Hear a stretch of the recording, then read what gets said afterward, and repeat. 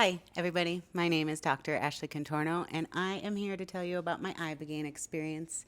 You may know me, you may not, but I wanted to put this video out there to the masses so that y'all can get to know about this medicine more because it's incredible. I'm not going to get too much into explaining what Ibogaine is in this video. I just want to share my experience. I will be talking more about Ibogaine and all the incredible ways that it works on the neurochemistry of your brain after you've done the medicine and how amazing it truly is. But I want this video just to be about my experience, why I did it, and how I feel after. I did it about a month ago. And I wanted to make this video. At first, I was going to make it like right when I came back, but then I decided I wanted a little bit of reflective time to tell you guys like where I'm at now and how I'm feeling after the medicine, as opposed to doing it before. So I have a little bit of that reflection, but I didn't want to wait too long where I had forgot what happened. While I was still in the medicine, I made a 17-minute voice note about 12 hours after I had taken it, and kind of recanted what happened during the night. And I re-listened to that and took some notes. So I may be reading off of it, but Ibogaine, a lot of people only know Ibogaine and use Ibogaine or think Ibogaine is for severe PTSD and trauma, like sex trafficking and being raped and, like big things. Or the most colloquial known version for why people use Ibogaine is for heroin addiction. It has a very high success rate. I'm going to make a number that may not be correct, but I believe I heard it's like 83% the first time to cure heroin addiction, and it's in the 90% the second time. For treatment centers that we do in the United States, it's in the single digits. It's less than 10% effectiveness. So Ibogaine has amazing and incredible results for heroin use, abuse, addiction, alcoholism, and things like that. I personally did Ibogaine because my husband passed away, and I have a lot. It was a life-changing, traumatic experience. It was almost 2 years ago. It'll be 2 years in a few weeks that he passed away, and it changed my whole entire fucking world. It rocked my brain. It rocked everything. My perspective when I told several people that I was going to do Ibogaine, a lot of people try to talk me out of it. And like, oh, it's not for you. Like, oh, you need to be like severely messed up. Like, oh, you need to be on heroin. But like, it is a plant-based medicine. And the moment I was introduced to the idea of this, it called to me. Like I started having dreams about it. And I felt like this was the choice that I needed to make. And I'm so glad that I did. But I don't know why. It just makes me really mad that so many people in these woohoo plant medicine spheres are like, no, you can do this one, but you can't do this one. You can't, like, people are afraid of Ibogaine. Ibogaine does have some considerable health things that you need to make sure that you're aware of before you go into doing the medicine. It can affect your heart. It can affect your brain if you're on certain supplements or if you are at risk. The facility that I went to is called Experience Ibogaine. It's just outside of Tijuana, Mexico. I drove there from Vegas with two friends who had done Ibogaine previously a few months back. And the moment you get there, they do medical testing, they do your blood work, they make sure that you're healthy and well enough to undergo the experience. And for me, I look at life as like walking out your door is a risk, and like to me it was a calculated risk. Like there's a team of nurses and a doctor on staff at all times while you're there, and it was just something that I was willing to do. So there are cardiac implications and there are neural implications to the medicine. And I'm not going to go over the list of contraindications. That's for your own research purposes. And my magnesium was actually a little too low, so we infused me. So Sunday I arrived, and Monday was the Ibogaine experience in the evening. And they infused me with magnesium before my Ibogaine treatment. They give you an IV the day before, and it's a pretty relaxing, day before you go into the experience, which you start at 9 p.m. at night. You're doing it in your room. It's like where I was at was in like a house. It felt more like treatment-ish than and slightly like an Airbnb, and there's a chef there, and it was just lovely, and you could see the ocean. And 9 p.m., they saged the room, they hooked me up to a cardiac monitor, and they gave me my first dose. You're weighed, so they give your doses by body weight. It's one dose every 30 minutes, so 9 p.m., 9:30, and 10 p.m. and you have a little button that is at your disposal to call your nurse. My nurse, I was in a house all by myself. There's 2 houses on the property, and my nurse was directly downstairs. So I would push that button, and he would be there, and like Enrique was his name. Enrique was up there in like 36 seconds. And after the second dose, he was asking me if I had felt any effects, and I said no. And then after the third dose, he was asking me if I felt any effects, and I said no. And I was getting to the point where I was like, rehearsing in my mind this story that I was going to tell my friends of how I didn't have any effects, but not too much yet. But I was like getting kind of bummed. Like, am I going to have to tell them that nothing happened? So around 10 o'clock after the third dose, I started feeling some body effects for sure. Like my body was like buzzing. And mind you, I have never done psychedelics to the point where I've had a trip prior to this experience. I've only microdosed psilocybin, or what we call mushrooms. And I started feeling these body sensations, and I got tinnitus. If you're not sure what that is, it's like ringing in the ears, and it was very loud, and I'm feeling this like body buzz. And then I started feeling a little nauseous, and Enrique came up again, and he's like, no visuals, no nothing. And I was like, no. He's like, no flares, no light flashes. I was like, nothing. So he offered me a 4th dose, and I was like, yes, I would like to take this 4th dose. But I still was feeling a little nauseous, and I actually had thrown up once at that point, which is very common. And it didn't feel, I don't like throwing up because I have a history of bulimia, and it's like, I used to do that to myself. Who likes to feel nauseous, right? But when I puked, it was like, it didn't feel like, oh, this big release. It was just like, okay, that was over, but I still felt nauseous. And so he came back. He's like, okay, let me let you settle for a little bit longer. And then I started getting the spins a little bit. And then he came back maybe like 30-ish minutes later, gave me that next dose. And so now we're about like 2 hours in. And I started getting the spins so bad, and the tinnitus was so loud. It was like there was like a jet plane in my ears. And I'm just like laying there glued, like, you know, when you get the drunk spins and you feel like you can't move, but like if you move, you're like, oh, I can. I just feel like shit. That's how I felt. And then I started really rehearsing my speech of what I was going to tell my friends who drove down there with me. Like, this was the most expensive night of insomnia I've ever gotten in my life. And I was just kind of getting upset because I really wanted to get something out of this experience. My intent with going in to do Ibogaine was to, originally when I decided I was going to do it in February, I did it in May. My intent was to feel something about something. That was all I wanted. And then from February to May, my brain situation had changed a little bit, and I'm starting to feel things about my environment. But really, all I wanted it to do was just to show me what I need to do next, because I'm really in a crossroads with my life. My husband passed away. We own a business together, a gym that we started in 2018, and I'm a doctor of physical therapy. I have no desire to be in my profession right now. I have no desire to own and operate the gym that I'm at, and I'm just like, what am I going to do? Like, be on Instagram is cool, but like, I want to do something with my life. So I just wanted this experience to kind of open me up, to show me some possibilities of what I could do next. And as I'm laying there, I'm just kind of bummed that I'm like, "Ah, well, this wasn't even really worth it." And Enrique keeps coming up, and when you need to go to the restroom, you need to call them because you're hooked up to a cardiac monitor, and they're watching it. The physician is in another room watching it to make sure that nothing happens to you with your heart. They need to unhook you so you can go to the bathroom. And a lot of people get ataxic on Ibogaine. Ataxia is your inability to coordinate muscular movements in a rhythmic pattern. So like when you're trying to walk, it's like you can't like put your foot where it wants to go. So you just need some gentle guidance. But I was fine. I was rocking and rolling. And he was just like, oh man, nothing. He's like, this is rare, but it does happen. So then I lay back down and I'm like, you know what? I'm just going to try to rest because it's, like midnight at this point, 1 in the morning, 2 in the morning. And I'm like, I'm not a napper. Like when I nap, it's like a very sleep wake state where like I'm relaxing and I'm in a little bit of a nap, but I can tell things are going on around me and I'm never like fully in. And that's kind of what I felt like was happening. So I was like lucidly dreaming, just like kind of laying there, whatever.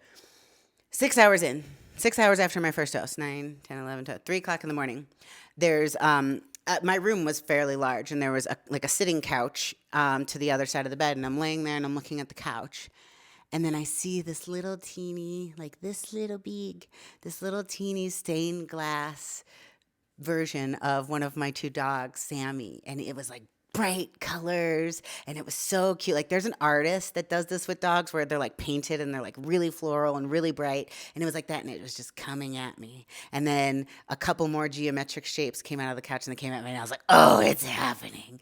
And then I put on my eye mask and I like lay on my back, and then it was like someone had a remote control and they were going like so fast through TV channels, just showing me different shit. And it was like all cartoons and all fun and all really cool. And it was just like so fast, like a tooth, a fairy, a butthole, a ship, like, you know, and then it was like scenes from movies I had seen like my entire life.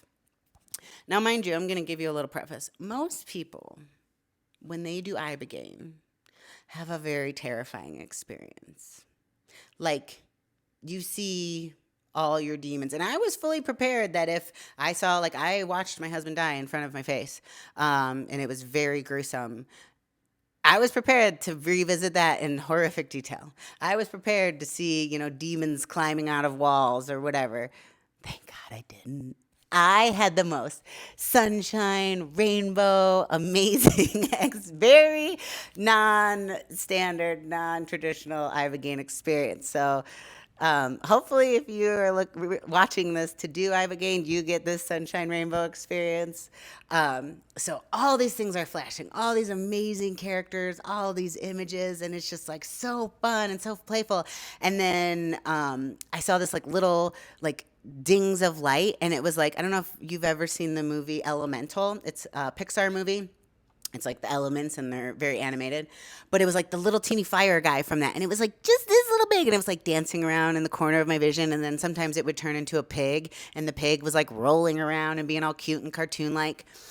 And then now Ibogaine told me several things throughout my session. And whether you subscribe to this or believe in this or not, that's on you, not on me. Ibogaine told me, like, you've been patient, you've been laying here 6 hours. Like, you get to now have fun with this medicine.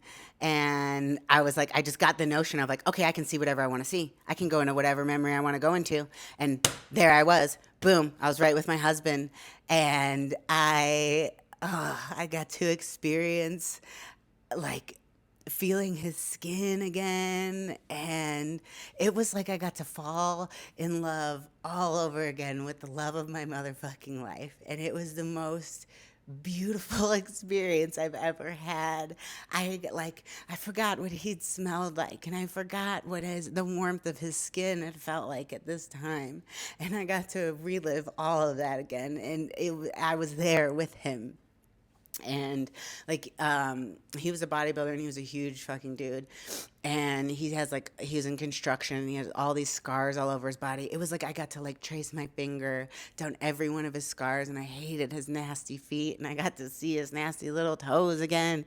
And there was something that we used to do together where he would be like on the counter like this but standing like leaning over on his phone, and I would come up behind him and like hug his waist and like lay over his belly, and then we would like swivel our butts together while we were standing there. Like I'm kind of like big spoon, he's little spoon, and I got to do that with him. And it was just like he wasn't really interacting with me, it was like me interacting with him, but it was just like it was exactly what I needed. It was exactly what I needed to feel him again and see him again that intimately. Like, this man was the love of my life, still is the love of my life. And we have the most romantic, incredible fairy tale love story to begin with. So to be able to experience that again was so... I felt like if this is all I got out of it, this is fine. And then I got to go into a bunch of our sexual memories in very vivid detail, which was amazing. And it was like anywhere from that point on that I wanted to go, I got to go into. Like, I got to go into memories with friends, and I got to go, you know, see some of my family. And it was like I only saw my mom for a second. I only saw my dad and my brother for a second. But I saw all these vivid images and, like, scenarios that I'd been in with my friends. And it was like the medicine was telling me, like, these are your chosen family. Because I'm not really close with my family. And it was like, these people are your family. These are the relationships that you really need to hold near and dear into your heart. And so it taught me that. And then Ibogaine was like, listen, you came here to experience... No, before that happened, Ibogaine then told me what my ask was. I wanted to know like what was next, and it was like, Ashley, there's no amount of anything that you can do, that you can seek, that is going to give you the answer of what you need to do. What you need to do to step into this next chapter and figure out where your purpose is you need to change. You need to change. Nothing is going to change you. You need to change. And I'm still unraveling what that means for me exactly, but I get some aspects of that, and I'm glad that it told me that. Like, there's nothing that I can do that's just going to give me the answer. I'm the one that needs to change, and then something else will happen. It's not going to be this current version of me that's going to find what I want. And I love change, and I'm okay with it. So then Ibogaine told me, like, Ashley, you came here to experience Ibogaine, but we want to experience Ashley. And this is like the coolest part too. It was like I got to use this medicine as my own AI. It was like I could just go like this. Now I wasn't really gesturing. I'm just like laying there and all this is happening in my mind. And I could like go like this and like the slate would be completely clean of anything I saw. And then boom, I could imagine anything I wanted. Like I was a CEO. I was on a private jet. I was having a TED Talk. I was talking to graduating college class and they were giving me, they were letting me do the commencement speech. I was doing this like I was putting myself in all the scenarios of who the person I could change myself into being. And it was like some of the times I got to experience it as I'm physically doing it. Like I'm standing at the podium having this, dialogue and dictating to all these people, or I'm watching myself do it in third person. And it was so cool. The moment I thought of it, it was there in vivid color and I'm in this thing. And it was just like, thank you, Ibogaine AI. And then at some point I got up to go to the bathroom again. And when I got up, I was like, whoa, I just felt really weird. I didn't have the ataxia, like I was still able to walk. But then I started having, open-eyed visuals. No visuals, but it was just my vision was really fucked up. So I would go like this, and my hand was like, I think it's called staccato. Like there was like 20 arms, like, and it was just like, whoa. I was just like going like this. And then it looked like there was like strings coming from everything. Like it's just your vision. Your visual field is so delayed. Coloring is a little off. Depth perception is a little off. And then when I came back to bed, I laid there. And then I started to get the spins and the spins and the tinnitus would kind of come in intervals. And this had happened 3 times throughout the night. And this was such a cool sensation. I would get the spins so hard and the tinnitus was so loud that it almost like blacked everything out, like for what the visuals that I was seeing. And I'm getting the spins and I'm getting the spins and it was like, whoa, whoa, whoa, whoa, whoa, whoa, whoa. And I'm spinning so hard that I feel like I was flying. There's no other way to describe it. Like I was flying. And at one point when it happened, I was laying on my stomach and I'm just laying there. I'm like, oh my God, this is so cool. And it just felt so cool. It was the most freeing, coolest body experience that I have ever felt in my life. Ibogaine was so cool. And so I probably had that visual trip, hallucinogenic sensation experience for about for about 5 hours. And then around 8:30, 9 in the morning, things started to calm down. I definitely still had that visual stuff, and when I closed my eyes I would still have some cartoony visual things, but it wasn't like that deep experience. And then the next day is what they call gray day because you haven't slept all night. You're just like, they give you IVs, they, feed you kind of slowly and you just chill. I didn't go on my cell phone or anything like that until like noon, or maybe even like 2 o'clock. And I didn't really feel like talking to too many people. I just let my friends and family know that I was safe. And I did some voice recordings. But like overall, just like, if I got nothing else from Ibogaine, like no cognitive effects, after, I would feel complete with that experience from what I personally got from it, from seeing my husband, from having that, AI experience, from having those incredible body sensations. It was like nothing I could have imagined, and I got more than I asked for. And then the following day after your gray day, you do 5 MEO DMT. So regular DMT, they're both things that you smoke. It is regular DMT isn't a hallucinogen, and I think the half-life of it is like 30 minutes or something. Or no, it's like a 30-minute drug, so the half-life is like 15 minutes. But that one you hallucinate. 5-MeO DMT is more of like an emotional-based drug, similar half-life, but you feel like deep, emotional sensations rather than having visual hallucinations. And with this, it was again in my room, and someone guided me through this. His name was Jonathan, and he came up and he explained, he showed me it's actually dehydrated frog venom. They sustainably source it from people who are like very nice to the frogs, because there's people who are very not nice to the frogs. And he showed me, the vials and the process, and there's a pipe that the vials attach into, and then he torches it and you smoke it from there. It's like a handshake, a hug, and an embrace. So you kind of step into it in 3 levels. 5, I'm going to call it 5 moving forward. 5 is an incredible dissociative experience. I did do some reading and listening to podcasts both about Ibogaine and 5-MeO DMT prior to doing this, and from what I listened to about 5, it's like no one can recollect the experience because it's such an otherworldly experience that it's not really a human experience. So we don't have the vernacular to truly describe what it feels like and what it looks like. So I'm going to do my best. And first we started with some meditation, a little guided meditation, and he turned on some nice music. And I was sitting up and I had my eye mask propped up and I had my pillows behind me.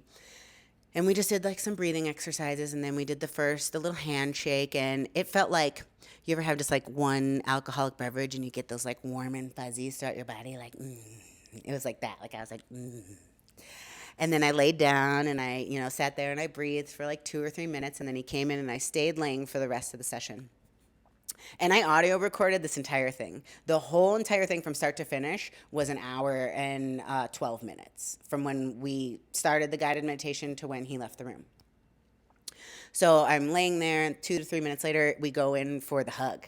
And this one, it gave me a little bit of anxiety when it started to happen, but I did remember that he was like, this is all about your breath, like keep breathing.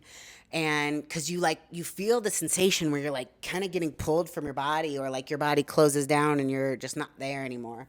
And it was like you go in, I had my eye mask on, and you see a little bit of geometric shapes, and you're just like, the only real way I can describe it is like you're kind of being pulled from your body a little bit, and you don't really realize you have bodily sensations. But then very quickly I was coming back to my breath, and I was aware of my body and there. So that lasted maybe for like a minute.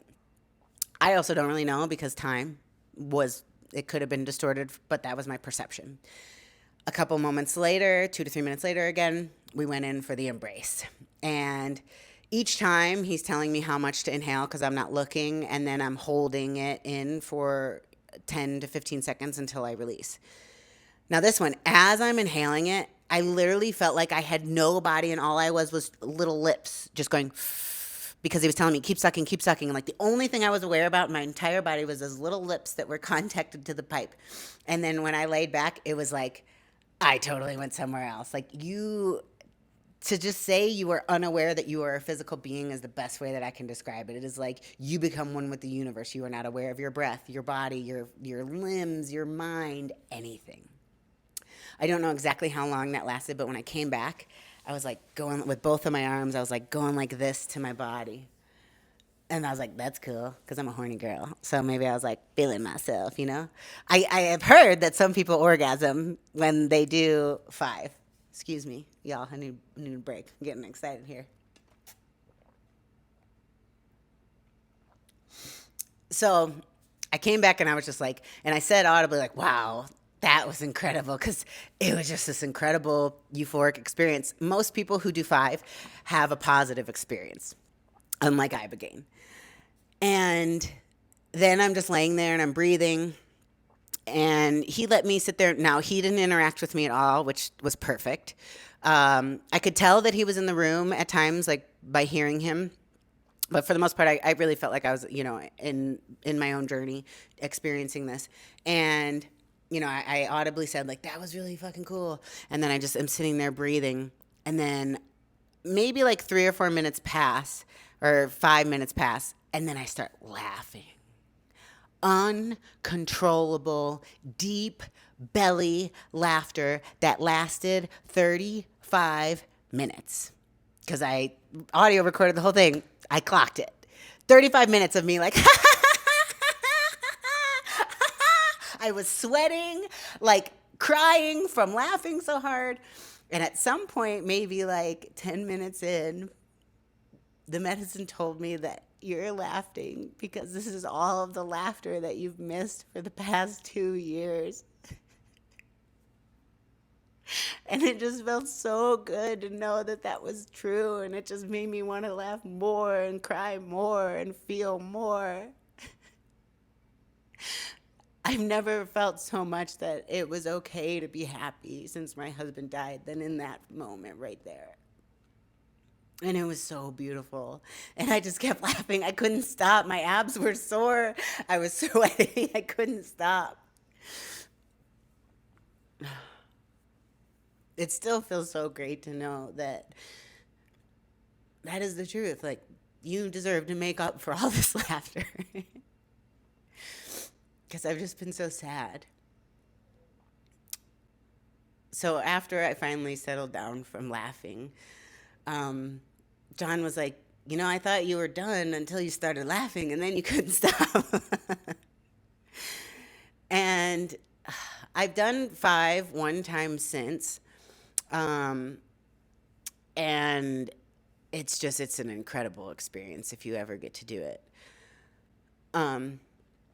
Now, 5 also does different things to the neurochemistry of your brain, removing neurotoxicity and things like that. Like I said, I'm not going to get into too much about what both of them do, but Ibogaine works on your brain for about 4 months after you take the drug, enhancing neural connections, decreasing neuroinflammation, improving and performing the neural pathways that help you with learning and neuroplasticity and things like that.